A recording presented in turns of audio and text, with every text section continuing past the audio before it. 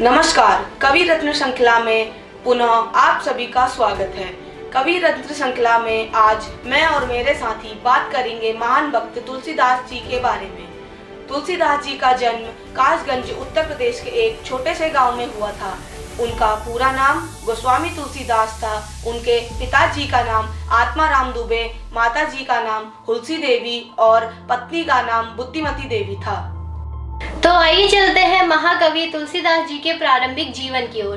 तुलसीदास जी के जन्म के संबंध में एक बहुत ही चर्चित प्रसंग सुनने को मिलता है कि तुलसीदास जी अपने जन्म के दौरान 12 माह तक अपनी माता के गर्भ में थे और जब उनका जन्म हुआ तो वह काफी हष्ट पुष्ट बालक के रूप में दिखाई दे रहे थे एवं तुलसीदास जी के मुंह में दांत थे और अपने जन्म के साथ ही उन्होंने राम नाम लेना शुरू कर दिया था, जिस कारण उनके बचपन का नाम राम भोला पड़ गया। जन्म की यह सब घटनाएं देख उनके आसपास के रहने वाले लोग बहुत ही आश्चर्यचकित थे।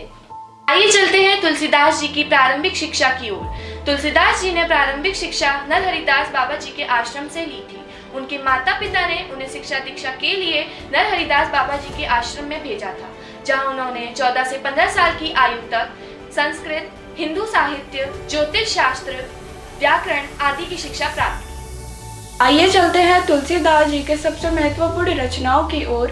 तुलसीदास जी के सबसे लोकप्रिय रचनाओं में से एक रामचरितमानस है, जो विश्व प्रसिद्ध है। इनके अलावा बरवे रामायण अथवा पत्रिका, गीतावली आदि तुलसीकृत जो महत्वपूर्ण रचनाओं में आते हैं।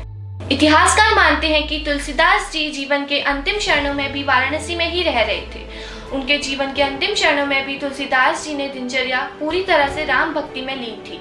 वाराणसी में 112 वर्ष की आयु 1623 ईस्वी को तुलसीदास जी ने समाधि लेकर अपने शरीर को त्याग दिया।